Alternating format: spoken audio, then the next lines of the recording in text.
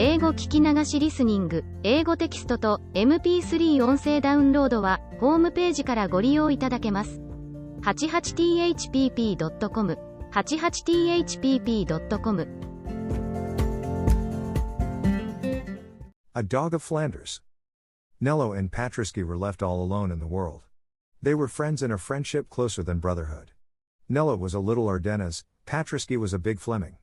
They were both of the same age by length of years, yet one was still young, and the other was already old.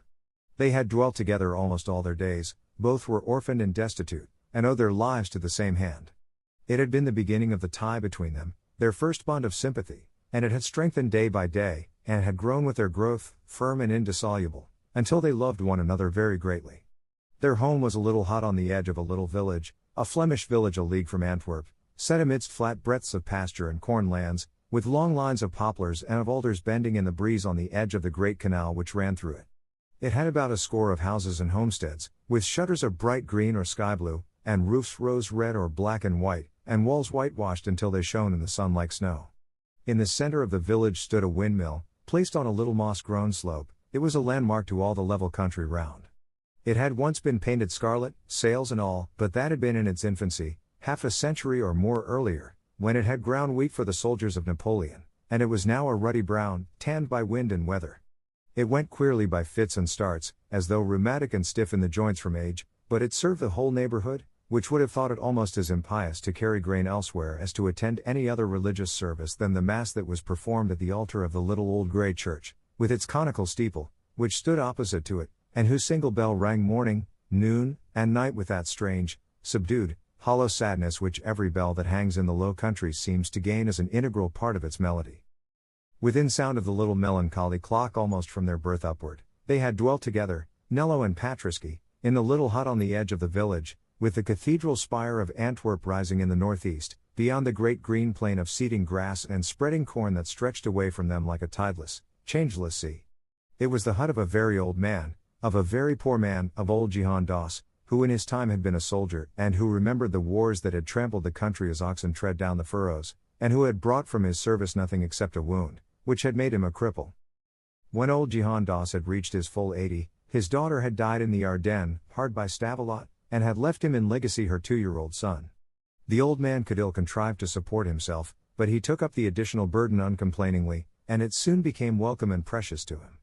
Little Nello, which was but a pet diminutive for Nicholas, throve with him, and the old man and the little child lived in the poor little hut contentedly. It was a very humble little mud hut indeed, but it was clean and white as a seashell, and stood in a small plot of garden ground that yielded beans and herbs and pumpkins. They were very poor, terribly poor, many a day they had nothing at all to eat. They never by any chance had enough. To have had enough to eat would have been to have reached paradise at once. But the old man was very gentle and good to the boy, and the boy was a beautiful, innocent, truthful, tender-hearted creature. And they were happy on a crust and a few leaves of cabbage, and asked no more of earth or heaven, save indeed that Patriski should be always with them, since without Patriski where would they have been? For Patriski was their Alpha and Omega, their treasury and granary, their store of gold and wand of wealth, their breadwinner and minister, their only friend and comforter. Patriski dead or gone from them, they must have laid themselves down and died likewise. Patriski was body, brains, hands, head, and feet to both of them. Patriski was their very life, their very soul. For Jehan Doss was old and a cripple, and Nello was but a child, and Patriski was their dog. A dog of Flanders, yellow of hide, large of head and limb, with wolf-like ears that stood erect, and legs bowed and feet widened in the muscular development wrought in his breed by many generations of hard service. Patriski came of a race which had toiled hard and cruelly from sire to son in Flanders many a century, slaves of slaves, dogs of the people, beasts of the shafts and the harness, creatures that lived straining their sinews in the gall of the cart, and died breaking their hearts on the flints of the streets. Patriski had been born of parents who had labored hard all their days over the sharp-set stones of the various cities and the long, shadowless, weary roads of the two Flanders and of Brabant. He had been born to no other heritage than those of pain and of toil. He had been fed on curses and baptized with blows. Why not? It was a Christian country, and Patriski was but a dog. Before he was fully grown he had known the bitter gall of the cart and the collar. Before he had entered his 13th month he had become the property of a hardware dealer, who was accustomed to wander over the land north and south, from the blue sea to the green mountains. They sold him for a small price, because he was so young. This man was a drunkard and a brute. The life of Patrisky was a life of hell. To deal the tortures of hell on the animal creation is a way which the Christians have of showing their belief in it. His purchaser was a sullen, ill-living, brutal Brabant who heaped his cart full with pots and pans and flagons and buckets, and other wares of crockery and brass and tin, and left Patrisky to draw the load as best he might, whilst he himself lounged idly by the side in fat and sluggish ease, smoking his black pipe and stopping at every wine shop or cafe on the road. Happily for Patrisky, or unhappily, he was very strong. He came of an iron race, long born and bred to such cruel travail, so that he did not die, but managed to drag on a wretched existence under the brutal burdens, the scarifying lashes, the hunger, the thirst, the blows, the curses, and the exhaustion which are the only wages with which the Flemings repay the most patient and laborious of all their four-footed victims. One day, after 2 years of this long and deadly agony, Patrisky was going on as usual along one of the straight, dusty, unlovely roads that lead to the city of Rubens. It was full midsummer and very warm. His cart was very heavy, piled high with goods in metal and in earthenware. His owner sauntered on without noticing him otherwise than by the crack of the whip as it curled round his quivering loins. The Brabant had paused to drink beer himself at every wayside house, but he had forbidden Patrisky to stop a moment for a draught from the canal. Going along thus, in the full sun, on a scorching highway, having eaten nothing for 24 hours, and, which was far worse to him, not having tasted water for near 12, being blind with dust, sore with blows, and stupefied with the merciless weight which dragged upon his loins, Patrisky staggered and foamed a little at the mouth, and fell. He fell in the middle of the white, dusty road, in the full glare of the sun. He was sick unto death, and motionless. His master gave him the only medicine in his pharmacy, kicks and oaths and blows with a cudgel of oak, which had been often the only food and drink, the only wage and reward, ever offered to him. But Patrisky was beyond the reach of any torture or of any curses. Patrisky lay, dead to all appearances, down in the white powder of the summer dust. After a while, finding it useless to assail his ribs with punishment and his ears with maledictions, the Brabant deeming life gone in him, or going so nearly that his carcass was forever useless, unless indeed some one should strip it of the skin for gloves, cursed him fiercely in farewell, struck off the leathern bands of the harness, kicked his body aside into the grass, and, groaning and muttering in savage wrath, pushed the cart lazily along the road uphill, and left the dying dog for the ants to sting and for the crows to pick. It was the last day before Kermesse away at Louvain, and the Brabant was in haste to reach the fair and get a good place for his truck of brass wares. He was in fierce wrath, because Patrisky had been a strong and much enduring animal, and because he himself had now the hard task of pushing his charrette all the way to Louvain. But to stay to look after Patrisky never entered his thoughts. The beast was dying and useless, and he would steal, to replace him, the first large dog that he found wandering alone out of sight of its master. Patrisky had cost him nothing, or next to nothing, and for 2 long, cruel years had made him toil ceaselessly in his service from sunrise to sunset, through summer and winter, in fair weather and foul. He had got a fair use and a good profit out of Patrisky. Being human, he was wise, and left the dog to draw his last breath alone in the ditch, and have his bloodshot eyes plucked out as they might be by the birds, whilst he himself went on his way to beg and to steal, to eat and to drink, to dance and to sing, in the mirth at Louvain. A dying dog, a dog of the cart, why should he waste hours over its agonies at peril of losing a handful of copper coins, at peril of a shout of laughter? Patrisky lay there, flung in the grass-green ditch. It was a busy road that day, and hundreds of people, on foot and on mules, in wagons or in carts, went by, tramping quickly and joyously on to Louvain. Some saw him, most did not even look, all passed on.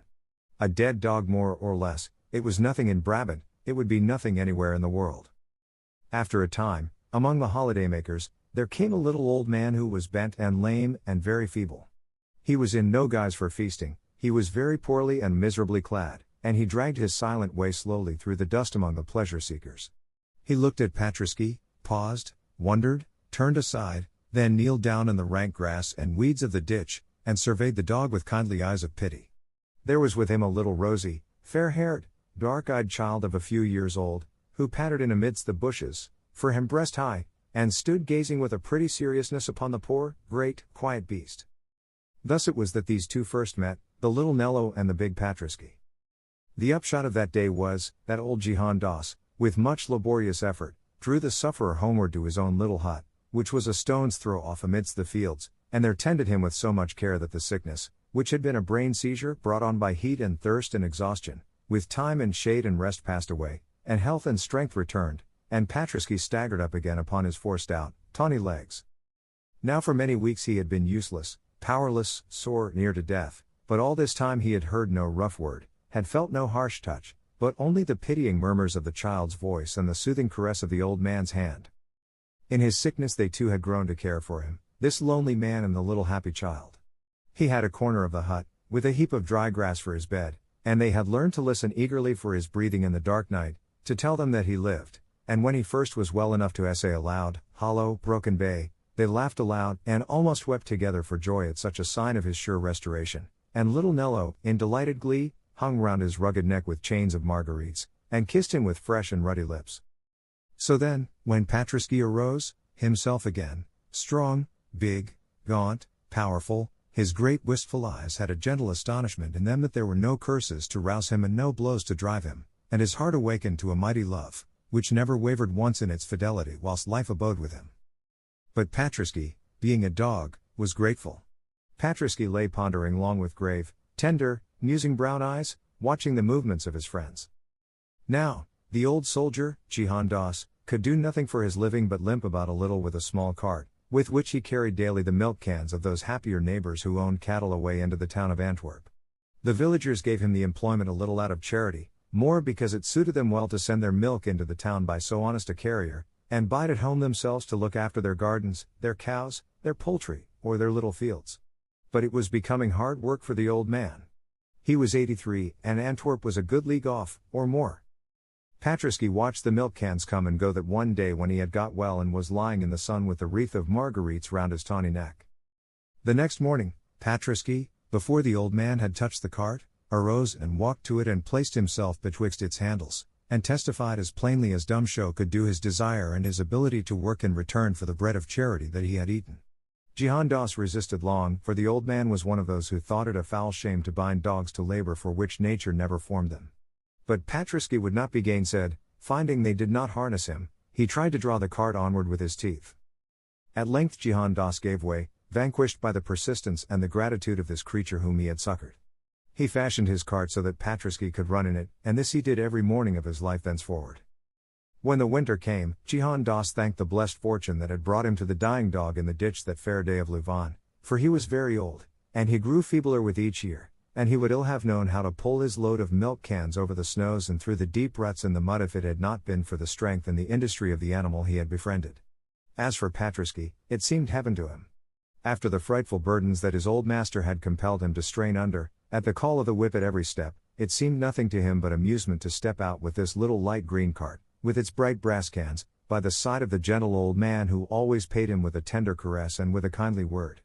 Besides, his work was over by 3 or 4 in the day, and after that time he was free to do as he would, to stretch himself, to sleep in the sun, to wander in the fields, to romp with the young child, or to play with his fellow dogs. Patriski was very happy. Fortunately for his peace, his former owner was killed in a drunken brawl at the Kermesse of Mechlin, and so sought not after him nor disturbed him in his new and well-loved home.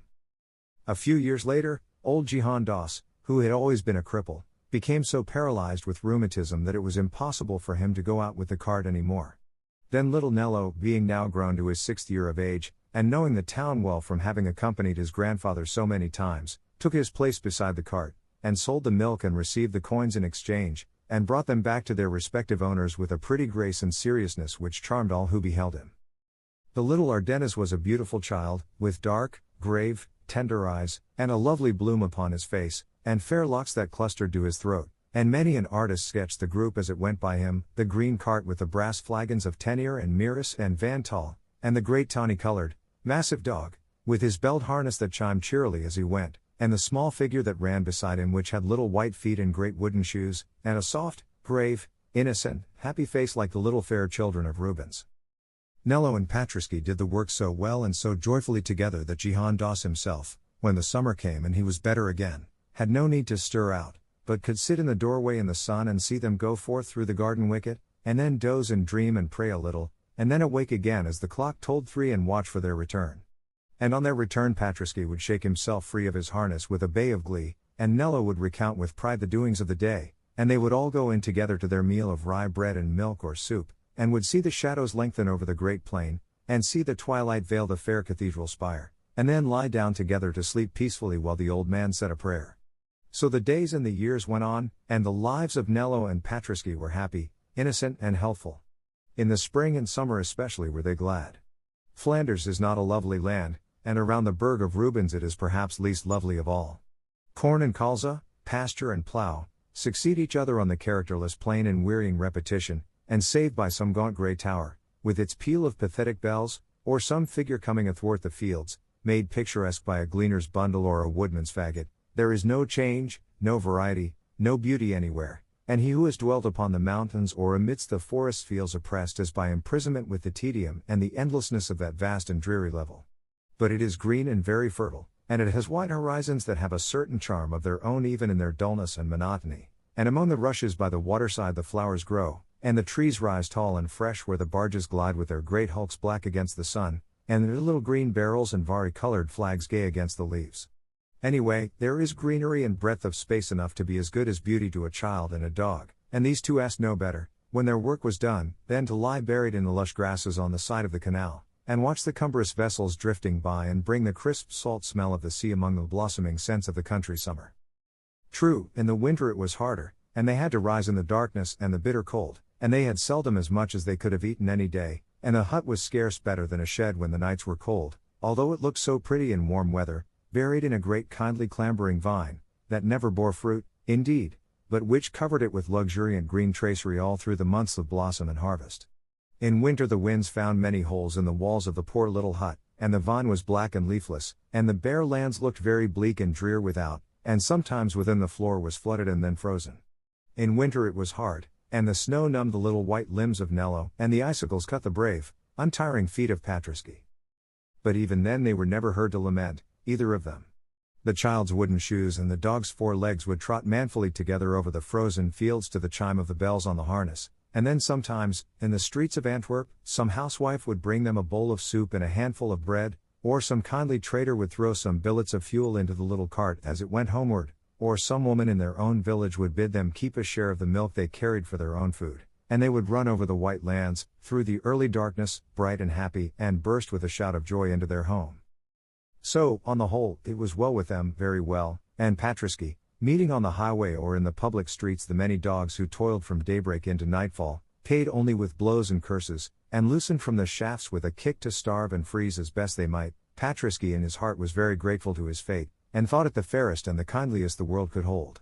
Though he was often very hungry indeed when he lay down at night, though he had to work in the heats of summer noons and the rasping chills of winter dawns, though his feet were often tender with wounds from the sharp edges of the jagged pavement, though he had to perform tasks beyond his strength and against his nature, yet he was grateful and content, he did his duty with each day, and the eyes that he loved smiled down on him.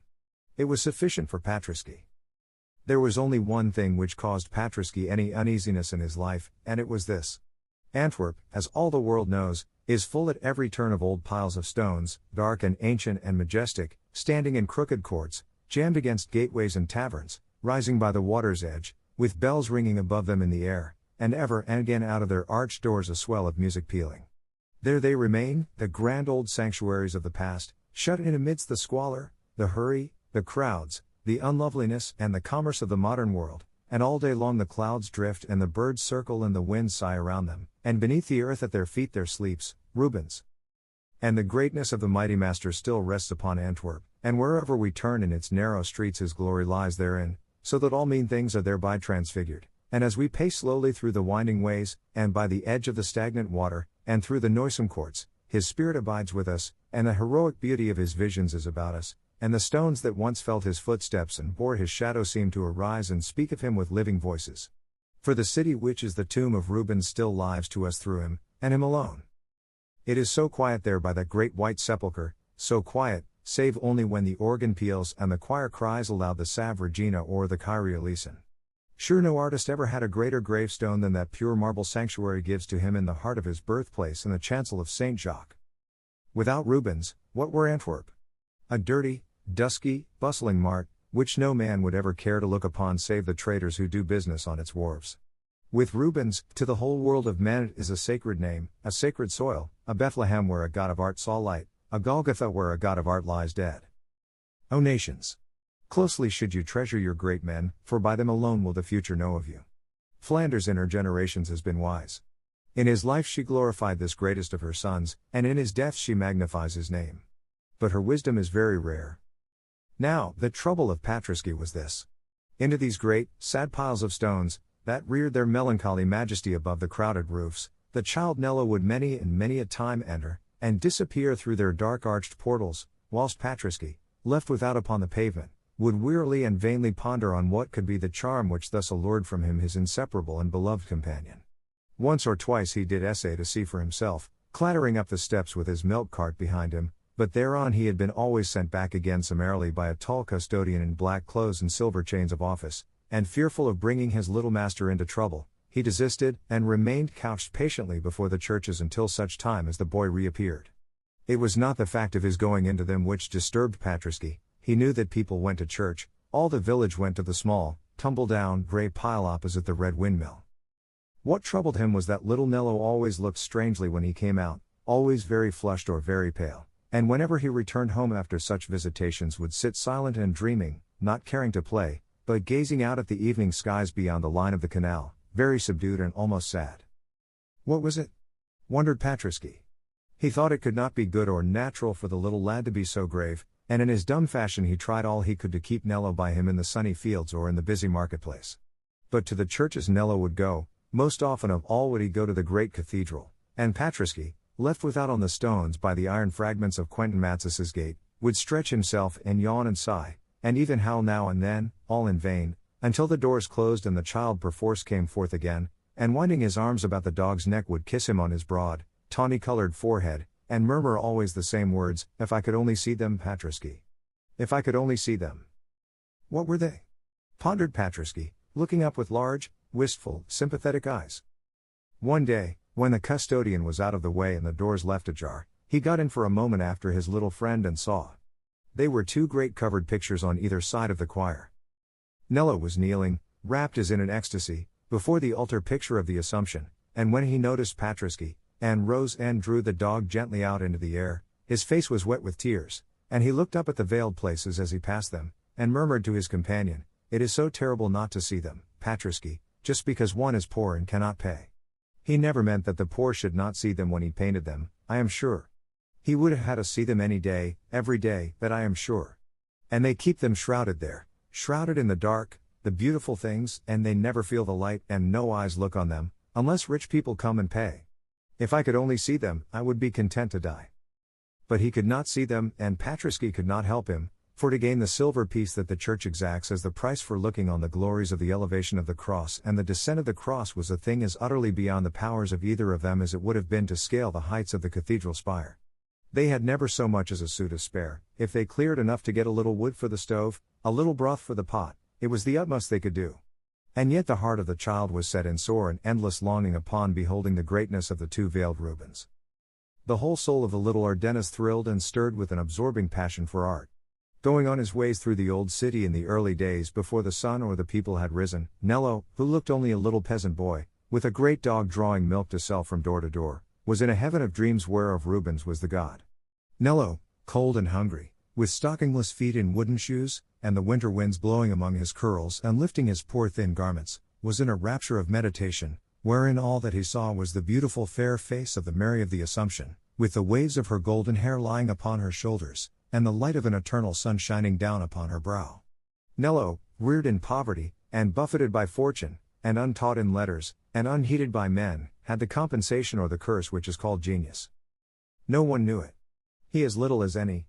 No one knew it. Only indeed Patrisky, who, being with him always, saw him draw with chalk upon the stones any and everything that grew or breathed, heard him on his little bed of hay murmur all manner of timid, pathetic prayers to the spirit of the great master, watched his gaze darken and his face radiate at the evening glow of sunset or the rosy rising of the dawn, and felt many and many a time the tears of a strange, nameless pain and joy, mingled together, fall hotly from the bright young eyes upon his own wrinkled yellow forehead.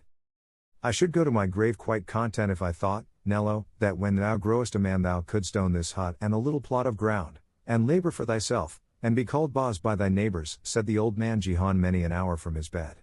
"For to own a bit of soil, and to be called boss, master, by the hamlet round, is to have achieved the highest ideal of a Flemish peasant, and the old soldier, who had wandered over all the earth in his youth, and had brought nothing back, deemed in his old age that to live and die on one spot in contented humility was the fairest fate he could desire for his darling. But Nello said nothing. The same leaven was working in him that in other times begat Rubens and your dance and the Van Eycks, and all their wondrous tribe, and in times more recent begat in the green country of the Ardennes, where the muse washes the old walls of Dijon, the great artist of the Patroclus, whose genius is too near us for us aright to measure its divinity. Nello dreamed of other things in the future than of tilling the little root of earth, and living under the wattle roof, and being called Boz by neighbors a little poorer or a little less poor than himself. The cathedral spire, where it rose beyond the fields in the ruddy evening skies or in the dim, grey, misty mornings, said other things to him than this. But these he told only to Patrasche, whispering, childlike, his fancies in the dog's ear when they went together at their work through the fogs of the daybreak, or lay together at their rest among the rustling rushes by the water's side. For such dreams are not easily shaped into speech to awake the slow sympathies of human auditors, and they would only have sorely perplexed and troubled the poor old man bedridden in his corner, who, for his part, whenever he had trodden the streets of Antwerp, had thought the daub of blue and red that they called a Madonna, on the walls of the wine shop where he drank his sou's worth of black beer, quite as good as any of the famous altarpieces for which the stranger folk travelled far and wide into Flanders from every land on which the good sun shone. There was only one other beside Patrasche to whom Nello could talk at all of his daring fantasies. This other was little Alois, who lived at the old red mill on the grassy mound, and whose father, the miller, was the best to-do husbandman in all the village. Little Alois was only a pretty baby with soft round, rosy features, made lovely by those sweet dark eyes that the Spanish rule has left in so many a Flemish face, in testimony of the Alvan dominion, as Spanish art has left broad-sown throughout the country majestic palaces and stately courts, gilded house fronts and sculptured lintels, histories in blazonry and poems in stone. Little Alois was often with Nello and Patrasche. They played in the fields, they ran in the snow, they gathered the daisies and bilberries, they went up to the old grey church together, and they often sat together by the broad wood fire in the mill house. Little Alois, indeed, was the richest child in the hamlet. She had neither brother nor sister, her blue serge dress had never a hole in it, at Kermesse she had as many gilded nuts and agnidae in sugar as her hands could hold, and when she went up for her first communion her flaxen curls were covered with a cap of richest Mechlin lace, which had been her mother's and her grandmother's before it came to her. Men spoke already, though she had but 12 years, of the good wife she would be for their sons to woo and win, but she herself was a little gay, simple child, in no wise conscious of her heritage, and she loved no playfellows so well as Jehan Das's grandson and his dog. One day her father, Boz Coges, a good man, but somewhat stern, came on a pretty group in the long meadow behind the mill, where the aftermath had that day been cut. It was his little daughter sitting amidst the hay, with the great tawny head of Patrasche on her lap, and many wreaths of poppies and blue cornflowers round them both, on a clean smooth slab of pine with the boy Nello drew their likeness with a stick of charcoal. The miller stood and looked at the portrait with tears in his eyes, it was so strangely like, and he loved his only child closely and well. Then he roughly chid the little girl for idling there whilst her mother needed her within, and sent her indoors crying and afraid. Then, turning, he snatched the wood from Nello's hands. "Dost do much of such folly?" he asked, but there was a tremble in his voice. Nello colored and hung his head. "I draw everything I see," he murmured. The miller was silent, then he stretched his hand out with a franc in it. "It is folly, as I say, and evil waste of time, nevertheless, it is like Alois, and will please the house mother. Take this silver bit for it and leave it for me." The color died out of the face of the young Ardennes, he lifted his head and put his hands behind his back. "Keep your money and the portrait both, Boz Coges," he said, simply. "You have been often good to me." Then he called Patrasche to him, and walked away across the field. "I could have seen them with that franc," he murmured to Patrasche, "but I could not sell her picture, not even for them." Boz Coges went into his mill house sore troubled in his mind. "That lad must not be so much with Alois," he said to his wife that night. "Trouble may come of it hereafter, he is 15 now, and she is 12, and the boy is comely of face and form." "And he is a good lad and a loyal," said the housewife, feasting her eyes on the piece of pine wood where it was throned above the chimney with a cuckoo clock in oak and a Calvary in wax. "Yea, I do not gainsay that," said the miller, draining his pewter flagon. "Then, if what you think of were ever to come to pass," said the wife, hesitatingly, "would it matter so much? She will have enough for both, and one cannot be better than happy." "You are a woman, and therefore a fool," said the miller, harshly, striking his pipe on the table. "The lad is naught but a beggar, and, with these painters' fancies, worse than a beggar. Have a care that they are not together in the future, or I will send the child to the surer keeping of the nuns of the Sacred Heart. The poor mother was terrified, and promised humbly to do his will. Not that she could bring herself altogether to separate the child from her favorite playmate, nor did the miller even desire that extreme of cruelty to a young lad who was guilty of nothing except poverty. But there were many ways in which little Alois was kept away from her chosen companion, and Nello, being a boy proud and quiet and sensitive, was quickly wounded, and ceased to turn his own steps and those of Patriski, as he had been used to do with every moment of leisure, to the old red mill upon the slope. What his offence was he did not know. He supposed he had in some manner angered Baz Kojas by taking the portrait of Alois in the meadow, and when the child who loved him would run to him and nestle her hand in his, he would smile at her very sadly and say with a tender concern for her before himself, "Nay, Alois, do not anger your father. He thinks that I make you idle, dear, and he is not pleased that you should be with me. He is a good man and loves you well, we will not anger him, Alois." But it was with a sad heart that he said it, and the earth did not look so bright to him as it had used to do when he went out at sunrise under the poplars down the straight roads with Patriski. The old red mill had been a landmark to him, and he had been used to pause by it, going and coming, for a cheery greeting with its people as her little flaxen head rose above the low mill wicket, and her little rosy hands had held out a bone or a crust to Patriski.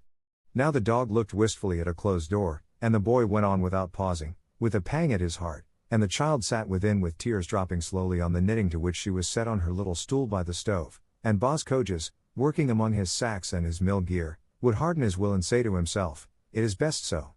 The lad is all but a beggar, and full of idle, dreaming fooleries. Who knows what mischief might not come of it in the future?"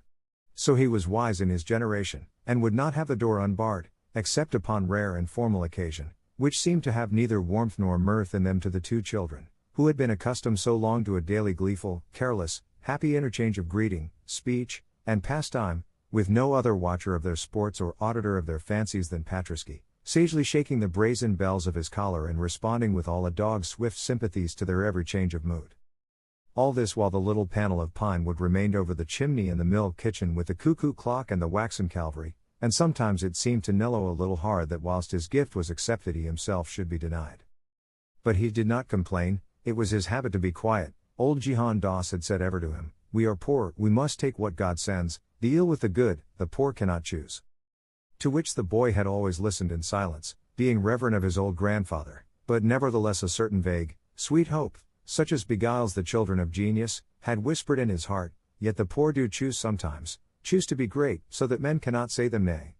And he thought so still in his innocence, and one day, when the little Alois, finding him by chance alone among the cornfields by the canal, ran to him and held him close, and sobbed piteously because the morrow would be her saint's day, and for the first time in all her life her parents had failed to bid him to the little supper and romp in the great barns with which her feast day was always celebrated, Nello had kissed her and murmured to her in firm faith, "It shall be different one day, Alois. One day that little bit of pine wood that your father has of mine shall be worth its weight in silver, and he will not shut the door against me then. Only love me always, dear little Alois, only love me always, and I will be great." "And if I do not love you?" the pretty child asked, pouting a little through her tears, and moved by the instinctive coquetries of her sex. Nello's eyes left her face and wandered to the distance, where in the red and gold of the Flemish night the cathedral spire rose. There was a smile on his face so sweet and yet so sad that little Alois was awed by it. "I will be great still," he said under his breath, "great still, or die, Alois." "You do not love me," said the little spoiled child, pushing him away, but the boy shook his head and smiled, and went on his way through the tall yellow corn, seeing his in a vision some day in a fair future when he should come into that old familiar land and ask Alois of her people, and be not refused or denied, but received in honor, whilst the village folk should throng to look upon him and say in one another's ears, "Dost see him? He is a king among men, for he is a great artist and the world speaks his name, and yet he was only our poor little Nello, who was a beggar as one may say, and only got his bread by the help of his dog." And he thought how he would fold his grandsire in furs and purples, and portray him as the old man is portrayed in the family in the chapel of Saint Jacques, and of how he would hang the throat of Patriski with a collar of gold, and place him on his right hand, and say to the people, "This was once my only friend," and of how he would build himself a great white marble palace, and make to himself luxuriant gardens of pleasure, on the slope looking outward to where the cathedral spire rose, and not dwell in it himself, but summon to it, as to a home, all men young and poor and friendless, but of the will to do mighty things, and of how he would say to them always, if they sought to bless his name, "Nay, do not thank me, thank Rubens. Without him, what should I have been?" And these dreams, beautiful, impossible, innocent, free of all selfishness, full of heroical worship, were so closely about him as he went that he was happy, happy even on this sad anniversary of Aloysius' Saint's Day, when he and Patriski went home by themselves to the little dark hut and the meal of black bread, whilst in the mill house all the children of the village sang and laughed, and ate the big round cakes of Dijon and the almond gingerbread of Brabant, and danced in the great barn to the light of the stars and the music of flute and fiddle. "Never mind, Patriski," he said, with his arms round the dog's neck as they both sat in the door of the hut, where the sounds of the mirth at the mill came down to them on the night air. "Never mind. It shall all be changed by and by." 英語聞き流しリスニング、英語テキストと MP3 音声ダウンロードはホームページからご利用いただけます。88thpp.com、88thpp.com